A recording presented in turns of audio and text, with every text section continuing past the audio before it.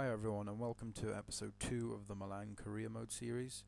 As you can see, we're going to start this episode off with two transfer offers, one from Stoke for Cerci and one from Lyon for Destro. I was contemplating the Destro one, but I definitely know I want to sell Cerci.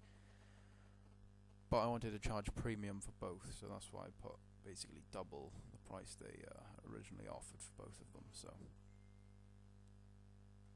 Also, the scout report on Francis Coquelin came back from Arsenal. I think they wanted around 4.5 to 6.5 million.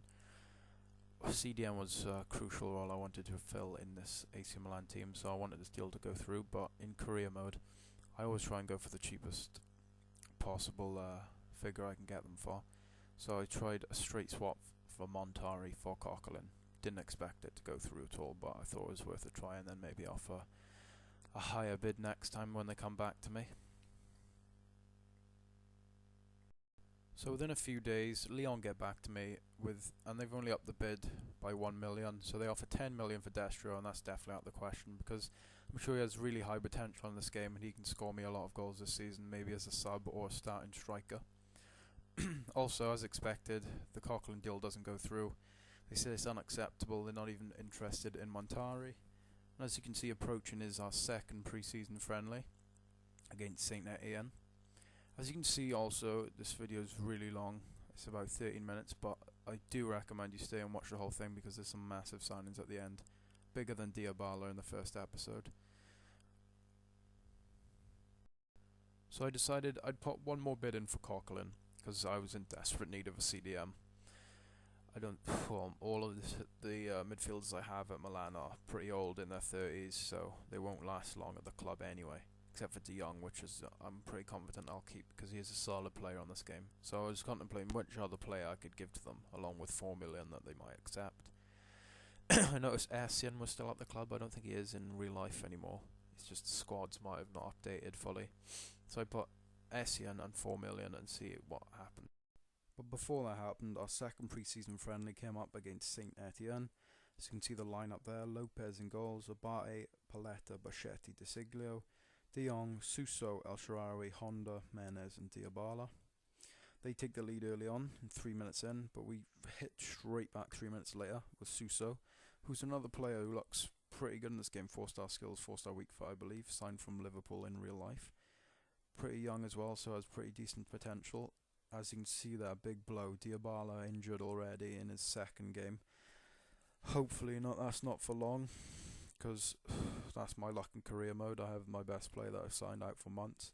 But luckily, as you can see on the screen, it's only for 4 days, so that's good. But straight after that, another problem occurs. Transfer talks have broken down between Stoke and Cerci. So I need to sell him to another team because I really don't want him at the club. I inquired about a few CDMs, including Kramer, but they wanted 14 million. I don't have that much in the budget for Milan. At most, I think I have 20 million, but a lot of that's been gone already from Diabala. I decided I wasn't going to pursue Coquelin. Bid from Burnley come in for Mexis. I know I want to get basically all of the defence out except for De Siglio and maybe keep Abate and Antonelli. And straight away, I think I found my replacement for Cerci if he does get sold, which would be Adel Taarabt, who actually came on loan to Milan in real life. I believe it was last season. He's still on QPR on the game, so I really wanted that deal to go through. As you can see, surprisingly, PSG third pre-season game, 2-0 up already. Bachetti scoring one, Menez with the other. Menez also looks a real good player for this season. De Siglio, is it? No, Paletta scored another one. Both centre-backs getting on the score sheet in that game. Anyway, going back to the Taarabt deal. I wanted to bring Taarabt into Milan because, well, maybe you can see by my gameplay, I love using 5-star skillers in FIFA. I always have. I'm pretty decent at skills, I'm not the best. We also have Mastur here at Milan, who is one of the best young talents in the world. Probably some of you might not have heard of him, but he's also a 5-star skiller who's recently been added into the game. I think he's like 16 or something like that and 66 overall, so he might be featuring this season as well with Taarabt. That's two 5-star skillers. I was wondering how much to give for Tarap, but then I thought, why not just straight swap Churchy for Tarap? Surely they'll accept that. They're around the same price range anyway. And as I was saying, this video length is about 13 minutes because there's so many players going out and into the club in this video. As you can see here, Bonera, is it? He's like 33 years old, right back, 68 overall, definitely going. They offered something like 300,000 for him. Why not? We're not going to get any more for him.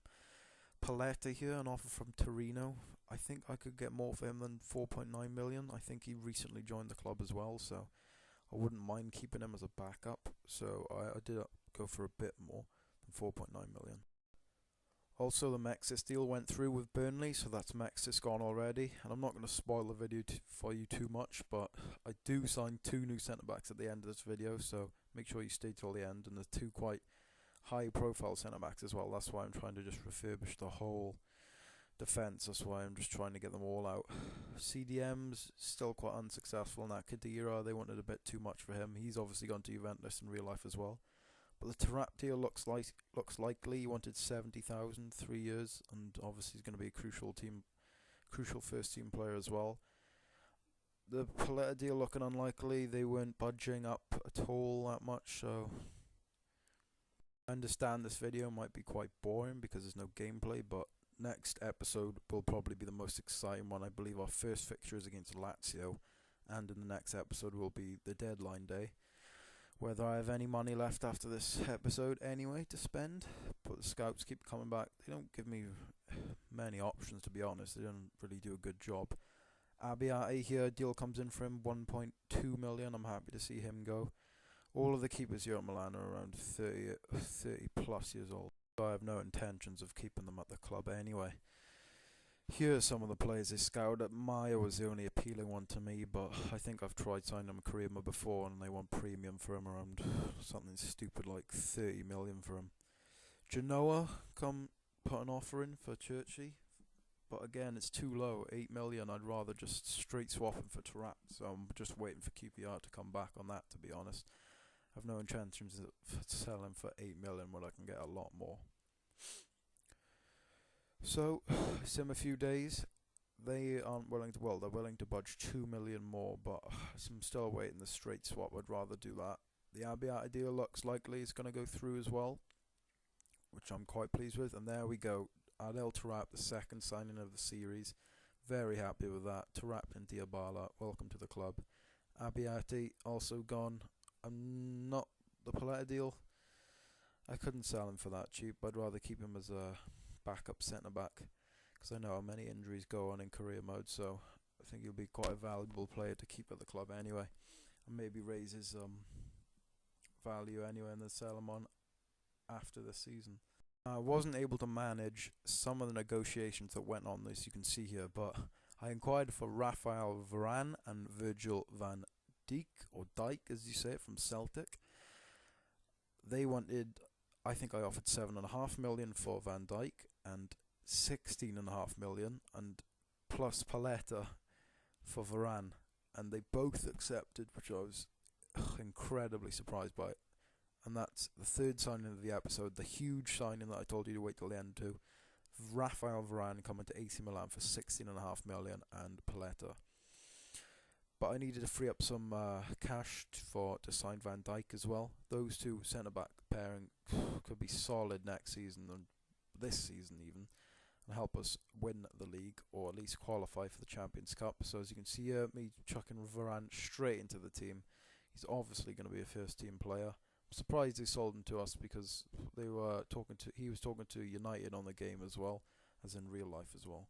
So, as well as the Varane deal going through, I had to free up some space, some money for Van Dijk to go through as well, because I needed the perfect split between the budget and the wages, I think it is. So I had to free up some cash, but after that, once I spent it on Van Dijk as well, that was all the money gone. So unless we got a massive offer for one of our other players and sold one of our other players, and I'd have no more players to buy in the transfer window. But I'm happy with the 3 signings I made, very happy, because I can make some more signings in the next transfer window in the summer. But I was trying to sell Alex, but for some reason it said that he only arrived this season, but I swear it was last season. So I was unhappy that I couldn't sell him. Again, he's like 30 plus years old, so I don't want him at the club either. The only disappointing thing is that we haven't signed a CDM, so we'll have to stick with De Jong and Montalivo, which isn't too bad, but I would have liked a better CDM at the club.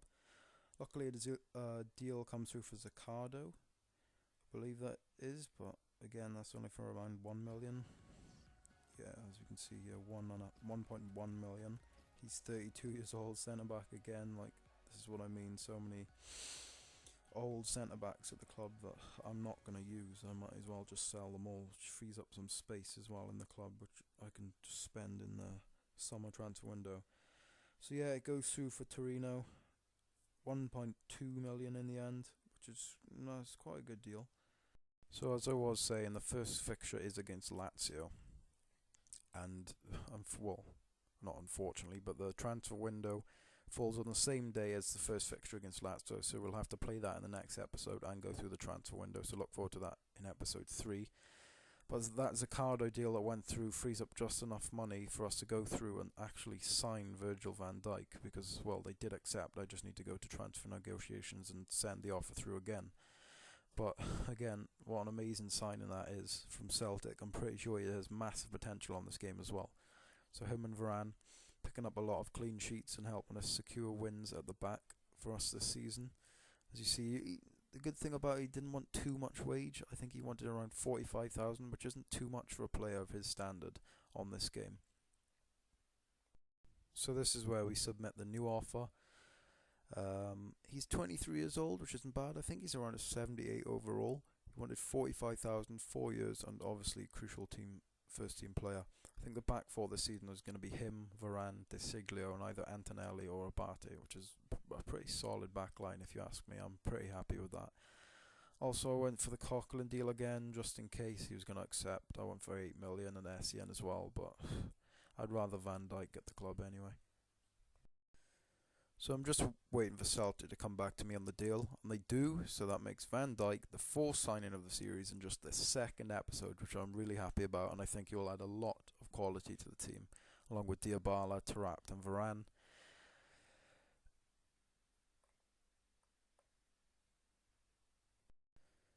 So I'm just going to add them all into the starting team, obviously. Thank you all for watching. Don't forget to leave a like if you enjoyed and subscribe to see the next episode.